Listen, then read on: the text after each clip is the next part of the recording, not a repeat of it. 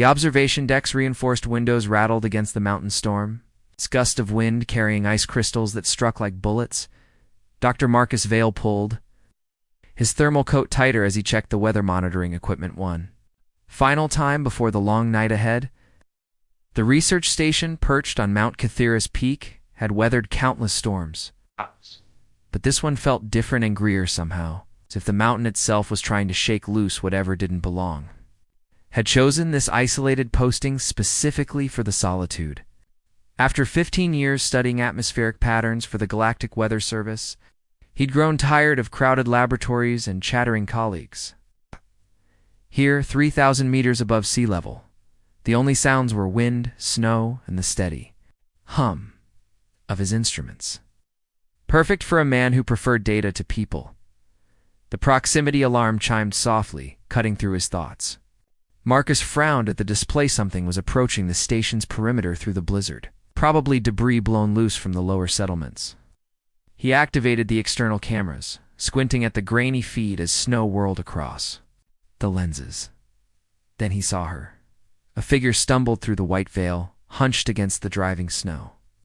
Human-shaped but wrong somehow, with skin that seemed to glow faintly beneath the storm's fury. She moved with desperate purpose.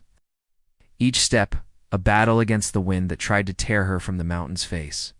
Marcus grabbed his emergency beacon and thermal scanner. Racing to the station's main airlock, the figure collapsed against the outer door just as he reached it, her fist barely managing 3 weak knocks before her strength failed completely. He cycled the airlock quickly.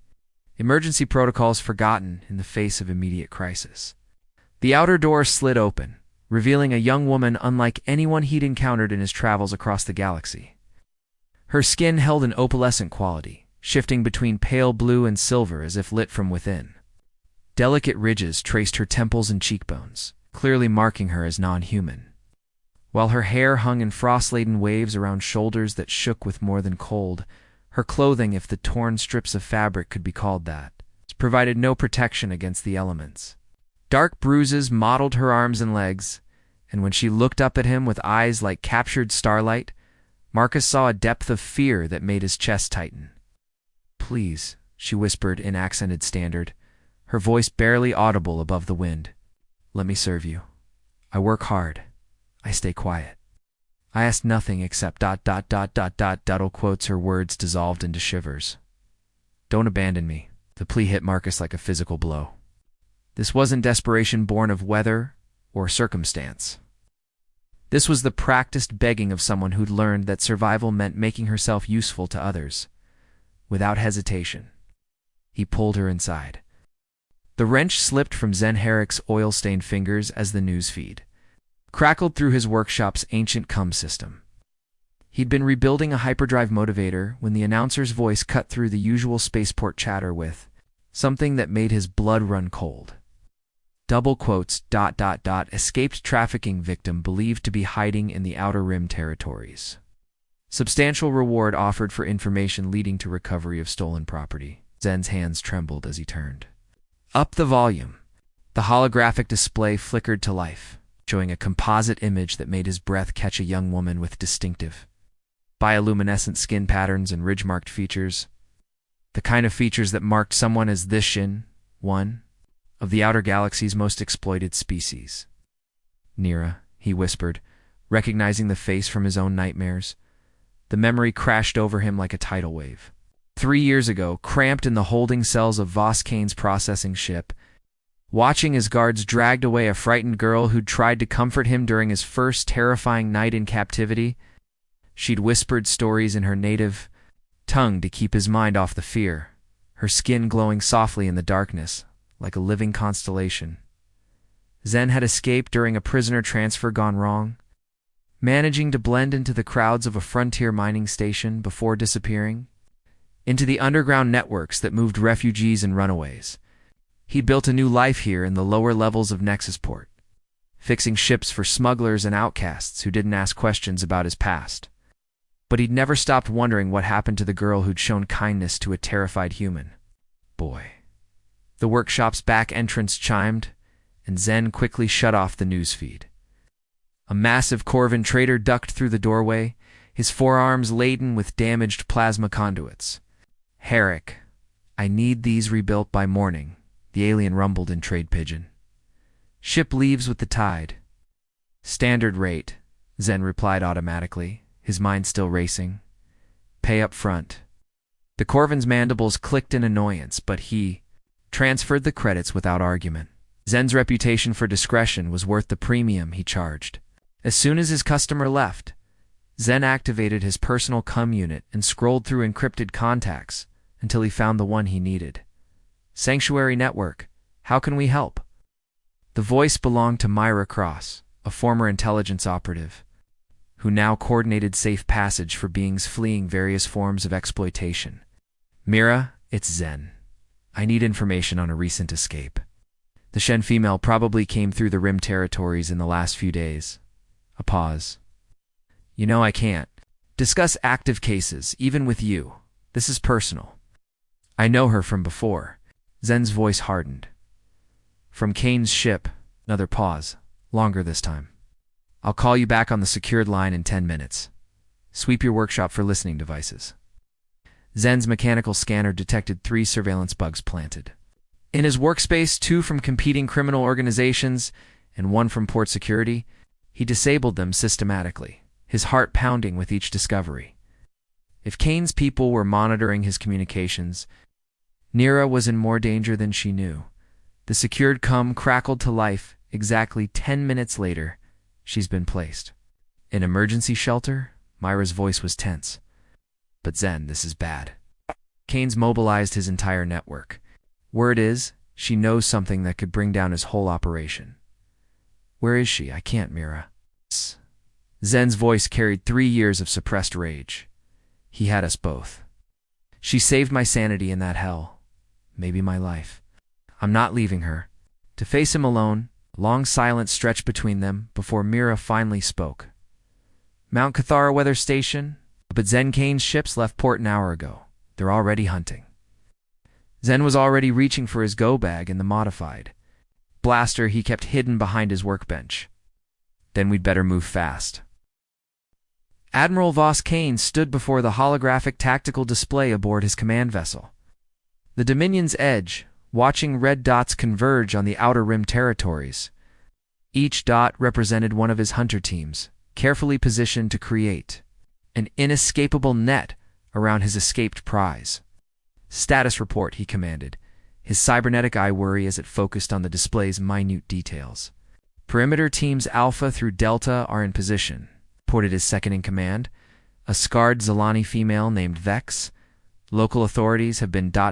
encouraged ... to cooperate with our search efforts." Kane's thin smile held no warmth. 20 years of military service before his court-martial had taught him the value of overwhelming force and strategic patience. The trafficking operation he'd built afterward applied those same principles to a more profitable enterprise. And the girl's background file, Nira Veltar, age 19 standard, captured during the Vessian colony raids 2 years ago. Her village's spiritual leader, unusually strong empathic abilities. Vex paused, mandibles clicking nervously.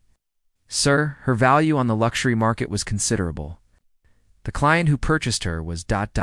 displeased. ... When she escaped, Baron Hexus will receive compensation once she's recovered." Kane waved dismissively. His tastes run expensive, but his patience is limited. He can't afford to lose his business. Over one rebellious asset, the truth was more complicated than he let his subordinates know. Nira wasn't just another commodity. She'd been present during several high-level client negotiations, had overheard names and locations that could destroy his entire network if she chose to talk. Her empathic abilities had made her particularly useful for reading potential betrayal in business partners, but also dangerously observant. "Sir," another officer interrupted, "we're receiving reports of unusual activity around Mount Cathara. Atmospheric disturbances consistent with cloaked ship movements." Kane's expression darkened.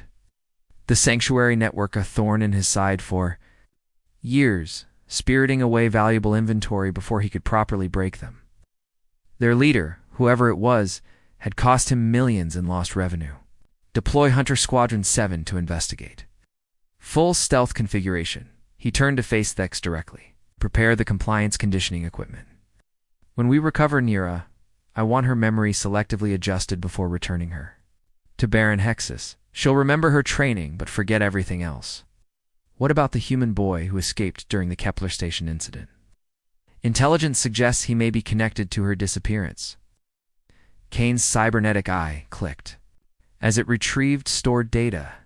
Zenharika, mechanical prodigy captured during a RimWorld raid, valuable enough to fetch premium prices from the tech cartels. His escape had been an embarrassing failure of security protocols. If young Herrick has involved himself in this matter, he simply provided us with an opportunity to correct past mistakes. Kane's voice carried the cold satisfaction of a predator sensing wounded prey. 2 assets recovered for the price of 1 operation. The tactical display updated as his ships moved into position around the mountain research station. Sensor sweeps showed minimal energy signatures, likely 1 or 2 occupants, maximum. A simple extraction mission. ETA to target. For hours, sir. Weather conditions are deteriorating, but our ships can handle mountain storms. Excellent. Kane clasped his hands behind his back, watching the red dots tighten their formation. Signal all units, I want them alive and undamaged. Nira's empathic abilities and the boy's technical skills make them too valuable to risk in combat. As the Dominion's edge changed course toward Mount Cathara, Kane allowed himself a moment of anticipation. Soon his escaped property would be back where it belonged, and the Sanctuary Network would learn the cost of interfering with his business. The hunt was nearly over, but in the depths of space, other ships moved through hyperspace with equal purpose, carrying allies Nira didn't know she had. Jorathane's modified transport ship, Freedom's Promise, shuddered as it broke through Mount Kithara's storm system. Its stealth generators working overtime to mask their approach from the hunter ships she knew were coming. 20 years of running. The Underground Railroad had taught her to recognize the signs of a major trafficking sweep, and everything about Nira's case screamed maximum priority. Zen, we're approaching the research station, she called back to the workshop-turned-passenger compartment where the young mechanic was frantically assembling surveillance equipment. You sure about this girl? She kept me sane during the worst 3 weeks of my life, Zen replied without looking up from his work. I owe her more than I can ever repay. Jorah understood that debt. Her own scars, both visible and hidden, were reminders of the 15 months she'd spent in Kane's system before her own escape. The Sanctuary Network existed because survivors, like her, refused to let others endure what they had suffered. The research station materialized through the swirling snow, coaster of reinforced buildings clinging to the mountain's peak like a mechanical barnacle. Gora's sensors detected minimal life signs to humanoids in the main structure. There Zin pointed at the readings. She's there. Jorah landed the ship behind a natural rock formation that would shield them from orbital scans. The storm was their ally for now, but Kane's forces would arrive within hours. They needed to move fast. The station's emergency beacon guided them through the blizzard to an airlock where Dr. Marcus Vale waited with obvious relief. Behind him, partially hidden in the shadows, stood a figure that made Zen's breath catch. In his throat, Nira had grown thinner since their captivity, her bioluminescent patterns dimmed by malnutrition and trauma. But her starlight eyes widened with recognition when she saw him. And for the first time since entering the station, she stepped forward voluntarily. Zen, her voice carried disbelief and desperate hope. You finkled dot real, not a dream. He opened his arms, and she collapsed into them, her body shaking with sobs that seemed to come from her very soul. I'm here, and we're getting you out. Jorah watched the reunion with professional assessment and personal sympathy.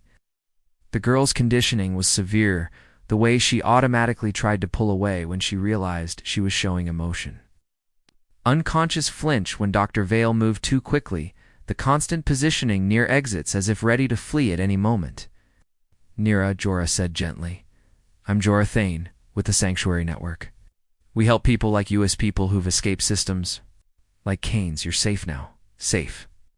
Nira's laugh held no humor. Kane doesn't let property escape. He's coming for me, and we make sure he doesn't find you. Jorah activated her portable holodisplay, showing a network of connected safe houses spanning dozens of worlds. This is what we do. We disappear. People who need to disappear, new identities, secure transport, protected communities where you can heal. Dr. Vale stepped forward. She's been having nightmares, flashbacks, and she keeps insisting she needs to work to earn her place. I've tried to tell her she doesn't owe anyone anything. The conditioning runs deep, Jorah explained. They train victims to believe their only value is in serving others. Recovery takes time. I remember you, Nira said suddenly, looking directly at Jorah. From the processing station on Gamma Hydri, you were being transferred to a high security. Buyer Jorah nodded grimly. Military contractor who specialized in breaking soldiers. I escaped during a prisoner revolt and spent 2 years learning to trust my own decisions again. But you did learn, with help, with patience, people who reminded me that I was worth saving. Jorah placed a gentle hand on Nira's shoulder. The same way we're going to remind you. Alarms suddenly blared from the station's communications. Array. Dr. Vale rushed to his instruments, his face pale as he read the incoming data. Multiple ships dropping out of hyperspace, he announced. They're moving to surround the mountain. Zen was already at the window, his enhanced optics tracking the sleek shadows descending through the storm. Hunter squadrons, Kane's best, felt the familiar cold calculation of survival take over. Long until they can land. Weather's working against them, but maybe an hour. Enough time. Jorah turned to Nira, whose bioluminescent patterns were flickering with terror. I need you to listen carefully. You're not property anymore. You're a person with choices. And now, you can choose to run with us, or you can choose to surrender and hope Kane's mercy is real. What do you choose? For a moment, Nira hesitated. 20 months of conditioning, warring with the fragile hope that freedom might be possible. Then she straightened, her skin blazing with inner light. I choose to run. The abandoned mining facility on Kepler Prime stretched across kilometers of scarred landscape, its skeletal processing towers reaching toward a rust-colored sky. It was here, in the depths of the old excavation tunnels that Jorah's network had established its most secure safe house, here that Voss Kane had finally tracked them. 3 weeks had passed since the escape from Mount Cathera. 3 weeks of hyperspace jumps, false identities, and careful misdirection that had led them to this moment of inevitable confrontation. Nira had grown stronger during their flight, her bioluminescent patterns brightening as she slowly learned to trust her own voice, her own choices. Now, as Kane's forces surrounded the facility, she stood in the command center alongside Jorah, Zen, Dr. Vale, the 24 other Sanctuary Network operatives, preparing for what might be their final stand. Sensor sweep complete, reported. Myra crossed from her communications station. 15 ships in orbital positions, ground forces moving to seal all exits. Kane's aboard the command vessel himself. Jorah studied the tactical display with grim satisfaction, and he's given us exactly what we need, which is, Zen asked, checking the charge on his modified blaster. Evidence. Nira stepped forward, her voice steady, despite the tremor in her hands. I've been remembering things during our journey. Names, locations, transaction records. Kane kept me present during high-level negotiations because my empathic abilities helped him read clients. I witnessed crimes that could destroy his entire network. Witnessed isn't enough, Dr. Vale pointed out. We need recorded proof, and we get him to confess. Jorah activated the facility's external communication array. Voss, I know you're listening. This is Jorah Thane. The response came immediately, Kane's cultured voice carrying clearly through the speakers. Us. Miss Thane, your reputation precedes you, though I confess disappointment at finally meeting under these circumstances. I'm sure. I have a proposition for you. I'm listening. Nira Veltar, in exchange for safe passage for everyone else in this facility. 1 asset for 25 lives. Excellent return on investment. Nira's eyes widened in betrayal, but Jorah caught her gaze and nodded toward the recording equipment. Hidden throughout the command center, understanding dawned on the young Neshan's face. Kane's laughter echoed through the tunnels, tempting but insufficient. Young Herrick's technical expertise is equally valuable, and you've cost me considerable resources over the years. I'll settle for nothing less than complete surrender. That's unfortunate. Jorah activated the facility's defensive systems, energy shields flickering to life around key positions. Nira's been very talkative during our travels. Baron Hexus, for instance. Fascinating man. Did you know he has family on New Geneva? I wonder how they'd feel learning about his recreational preferences. The silence stretched for several heartbeats before Kane's voice returned. Colder now. You're bluffing. Senator Vex's gambling debts. Governor Thrane's illegal weapons purchases. The Sindari cartel's slave fighting rings. Nira stepped up to the microphone, her voice growing stronger with each revelation. I remember everything, Kane. Every transaction, every buyer. Every crime I witnessed while you used my abilities to further your business. Impossible. The conditioning protocols were designed for humans. The Shen neural patterns are different. The memory blocks degraded over time, especially once I was away from the reinforcement signals your ships broadcast. Zen was already uploading the recorded conversation to quantum-encrypted networks throughout the galaxy. Within minutes, Kane's admission of trafficking, his confirmation of high-profile clients, and his threats would be in the hands of law enforcement agencies across dozens of worlds. You think this changes anything? Kane's fury was evident now. I'll hunt you across the galaxy. All of you. No, Nira said simply. You won't. The mining facility's ancient seismic charges, carefully repurposed by Zen's technical expertise, detonated in sequence throughout the tunnel system. Not enough to kill Jorah's network didn't murder even their enemies, but sufficient to trap Kane's ground forces in collapsed passages while the sanctuary ships escaped through hidden launch. Bays carved into the mountain's heart. As freedom's promise broke atmosphere, Nira watched Kepler Prime fall away below them, carrying with it the last remnants of her captivity. Ow. The recording was already generating arrest warrants across the galaxy. Kane's empire would crumble as clients fled and law enforcement moved to distance themselves from the scandal. Where do we go now? She asked. Jorah smiled, adjusting their course for a small blue world on the rim where former victims of trafficking had built a community dedicated to healing wherever you want. You're free, Nira, truly free. For the first time in 2 years, Nira smiled without fear.